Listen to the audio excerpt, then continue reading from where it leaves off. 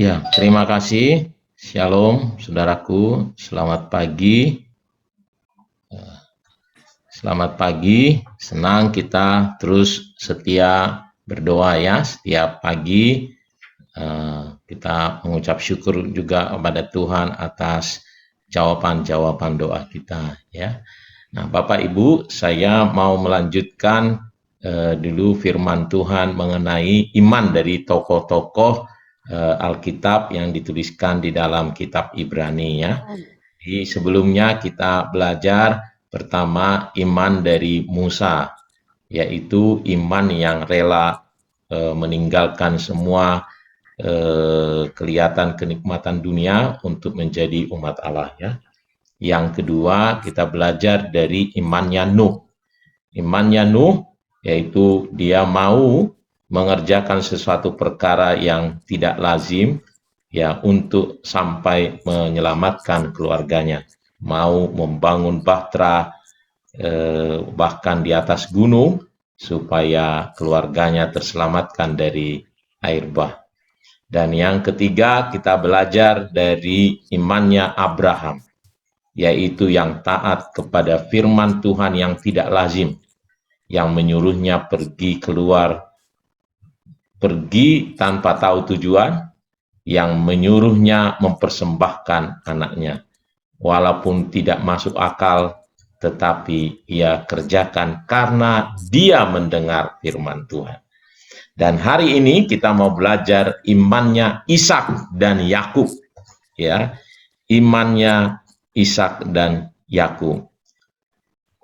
Mari buka Alkitabnya, yaitu Ibrani 11 ayat 20 dan 21. Iman Ishak dan Yakub, iman yang memandang jauh ke depan, sesuai dengan rencana Allah. Ya, sesuai dengan rencana Allah. Karena iman, ayat 20, karena iman maka Ishak sambil memandang jauh ke depan, memberikan berkatnya kepada Yakub dan Esau.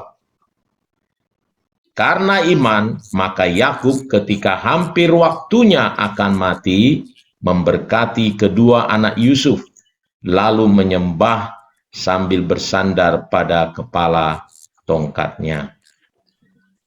Ya, saudaraku yang dikasihi oleh Tuhan, menarik sekali mengapa kok sampai ditulisnya ya Ishak memberkati anaknya, Yakub memberkati kedua cucunya. Ya, sebenarnya umum orang tua memberkati anak-anaknya, ya adalah umum itu ya. Tetapi mengapa dicatat di dalam Alkitab? Nah, saya melihat saudaraku, kedua orang ini dicatat memberkati anak cucunya luar biasa karena tidak umum. Apa itu tidak umum? Kalau kita melihat cerita bagaimana Ishak memberkati Yakub dan Esau, Esau adalah anak sulung, harusnya dia yang mendapatkan hak kesulungan, tetapi akhirnya yang diberkati berkat kesulungan jatuh kepada Yakub. Ya, jatuh kepada Yakub. Hal yang sama terjadi ketika Yakub ya di masa tuanya akhirnya bertemu lagi dengan Yusuf dan dia memberkati cucunya, anak dari Yusuf, namanya Efraim dan Manasye. Manasye adalah anak sulung, sedangkan Efraim adalah anak bungsunya dari Yusuf. Tetapi yang diberkati dengan pakai Yusuf sudah menghadapkan anaknya Efraim dan Manasye itu sesuai.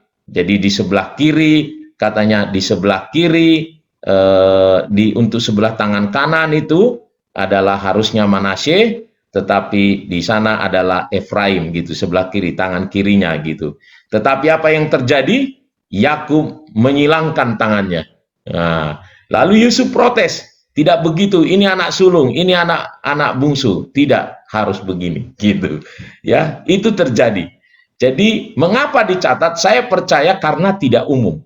Ya, dia tidak umum.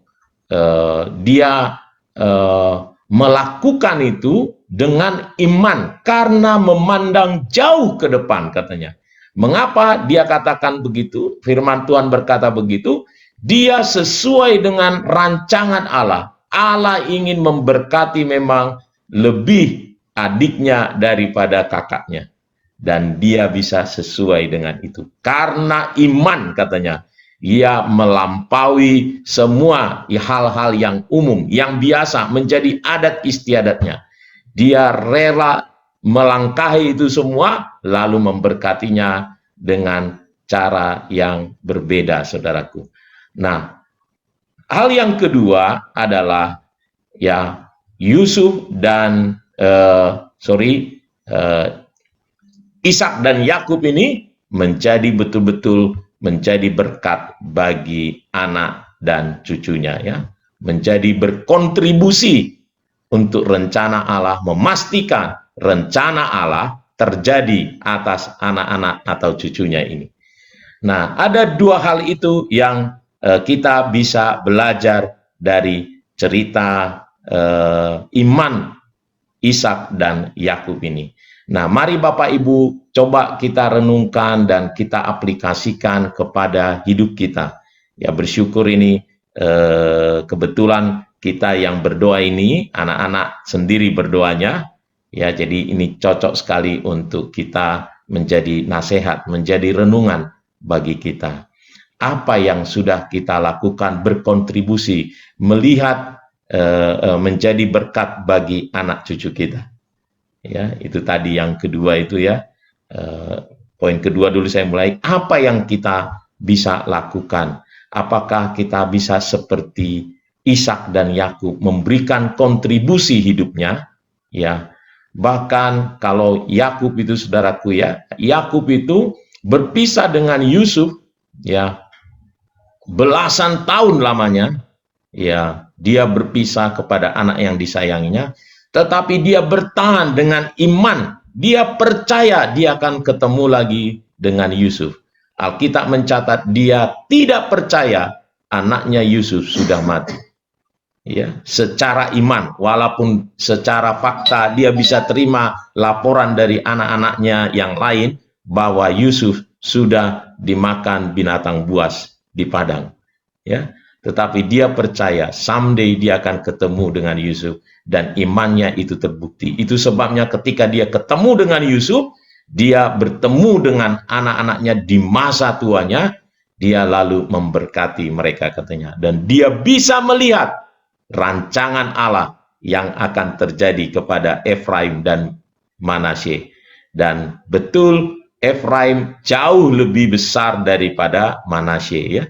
Dia menjadi berkat untuk cucunya ini. Begitu juga dengan Ishak, ya, antara Yakub dan Esau.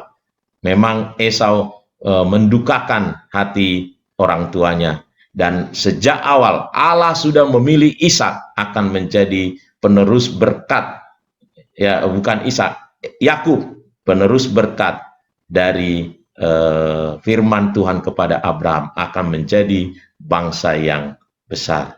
Tapi mereka memberikan kontribusi mereka sehingga rencana Allah terjadi atas anak-anaknya. Mari kita orang-orang tua menjadi berkat bagi anak-anak kita, ya, bagi anak kita, memberikan kontribusi kita supaya rencana Allah bagi mereka terjadi atas hidupnya. Allah merencanakan sesuatu yang luar biasa buat mereka. Mari kita kontribusikan. Dan yang kedua, ya, poin yang saya buat tadi, yang pertama adalah mari kita melihat jauh ke depan. Nah, kelemahan banyak anak-anak Tuhan, ya, sebagai orang tua, dia tidak melihat jauh ke depan. Yang dia lihat banyakkan yang sementara. Yang sementara. Banyakkan orang tua melihat hal-hal yang sifatnya sementara, bukan yang kekal. Bukan rancangan Tuhan, tetapi apa yang dipandang baik oleh manusia, dipandang baik oleh dunia ini. Kalau anaknya sepertinya hebat dalam arti duniawi, ya, pintar misalnya, ya, lalu uangnya banyak, itulah yang paling sepertinya dikejar banyak orang tua, ya, padahal yang Tuhan mau, ia menggenapi rencana Allah bagi hidupnya. Bagaimana rencana-rencana Allah terjadi atas hidup anak-anak dan cucu kita. Mari Bapak Ibu, mari dengan kesempatan kita juga berdoa ini. Berdoalah, ya, bawalah anak-anak kita kepada rencana Allah. Bukan kepada rencananya, bukan kepada rencana kita semata, tetapi membawanya masuk ke dalam rencana-rencana Allah. Kita bisa melihat rencana-rencana Allah, karena rencana Allah bagi setiap anak cucu kita adalah rencana untuk membawa mereka kepada masa depan yang penuh harapan. Bukan rancangan mencelakakan. Yeremia 29 ayat 11 ya. Tuhan mau kita sebagai orang tua betul-betul memberikan kontribusi kita, melihat anak-anak kita itu seperti Allah melihatnya, membawanya kepada rancangan-rancangan Allah. Tuhan Yesus memberkati, biarlah seperti iman Ishak dan Yakub ini, ya, kita memiliki iman seperti itu kepada anak-anak dan cucu-cucu kita. Tuhan Yesus memberkati. Mari kita berdoa, saudara.